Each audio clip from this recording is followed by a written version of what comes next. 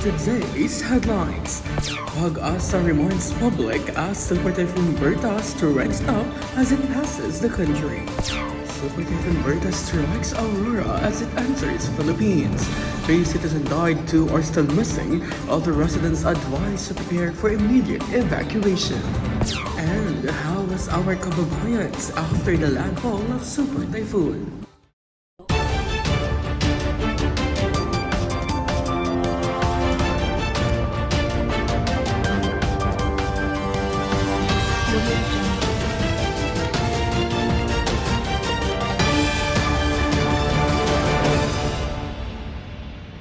Today, Philippines, naing Bagnaaldao, Central Luzon. I am your news anchor, Lance Lapus. Join us as we deliver centralized news in and out of the country 24/7. This is the Central Chronicles.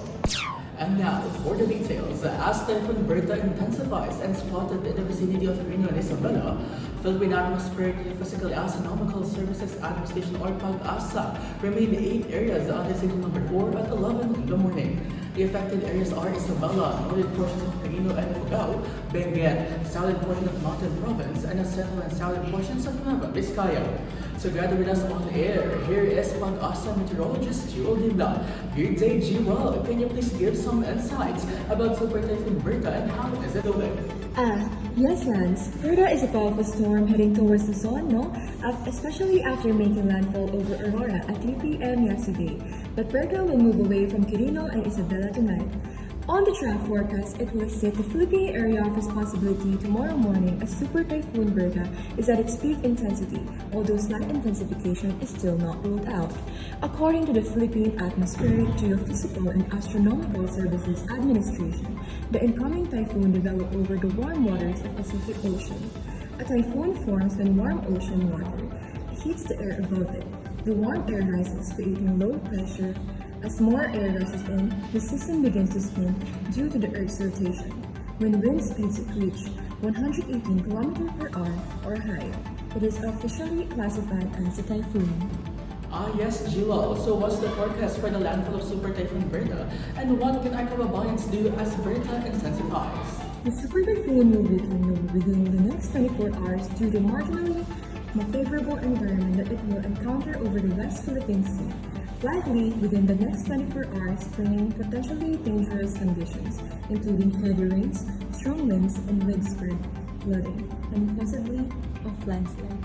Alright, thank you, Jewel, for the Insights Live. That's Pag-asa meteorologist Jewel Dinla. Meanwhile, classes in some areas and some flights were cancelled today due to the inclement weather brought by the Super Typhoon. In related news, 3 people died and 2 are still missing after being drifted by the running flood as Super Typhoon Berta struck the country. Live from Dingalan, Aurora, here is Welcome Torres for more insights.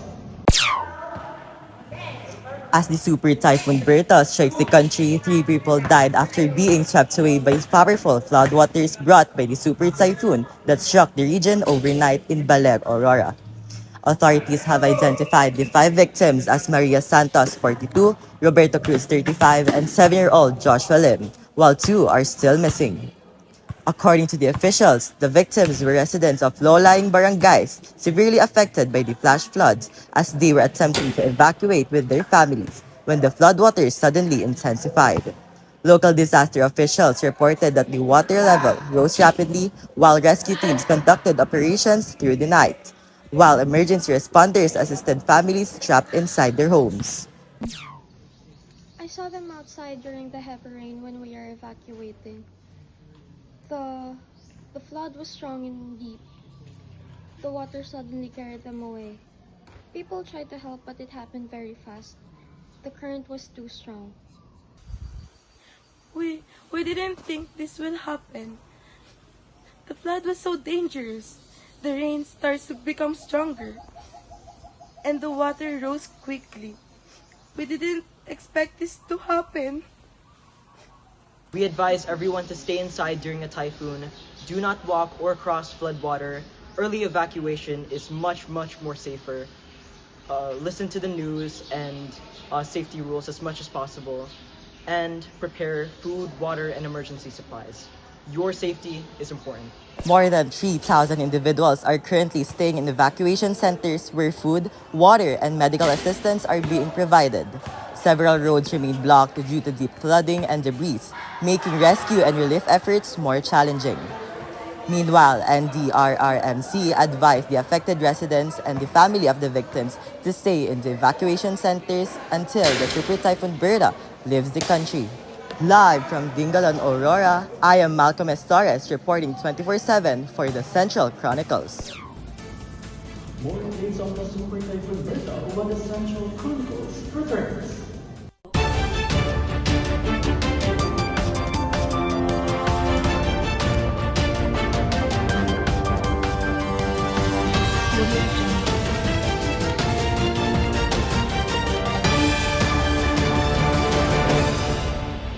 You are still listening to the Central Chronicles.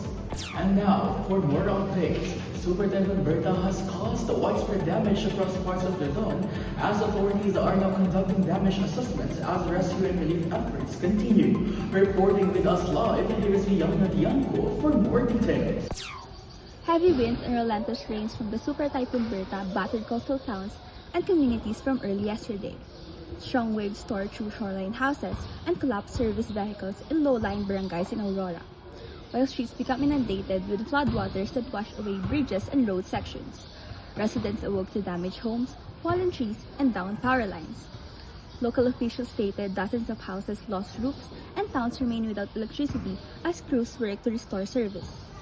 Flooded rivers in surrounding provinces also breached ridges, forcing emergency evacuations. Many homes were broken down, and even roofs and walls don't even stand. And there were so many trees broken down in the highway, and there were landslides in the certain areas of barangay. We are continuing the operations to remove the debris and reopen the roads for faster response. And we are also providing relief goods and temporary shelter for the families that were affected by the typhoons. And at the same time, we are coordinating with different agencies to speed up the process and assistance for our citizens. We remind everyone to stay cautious and avoid landslide-prone or flooded areas. Make sure your homes are safe by checking electrical connections and structural damage if needed, and also contact local authorities for accurate information and immediate assistance if needed. Again, your safety is important. Emergency shelters have been set up for the victims, with relief goods being distributed by government teams and volunteer groups. Public works teams are clearing blocked highways and damaged roads to allow aid to reach the hardest hit areas. For more Central Insights, I'm Rihanna Chanko, reporting live. As Super Typhoon Berta continues to hit our country, we pray for the safety and protection of every Filipino. May we remain strong, united, and vigilant, helping one another during this difficult time. After every storm, calm skies will come, so hold on to hope and stay safe, kababayans. Alright, and those are the centralized news in and out of the country. Tune again tomorrow for more insights. Same time, same network. Live from Broadcasting News Bulletin. I am your news anchor, Nance Lopez. And this is the Central Chronicles.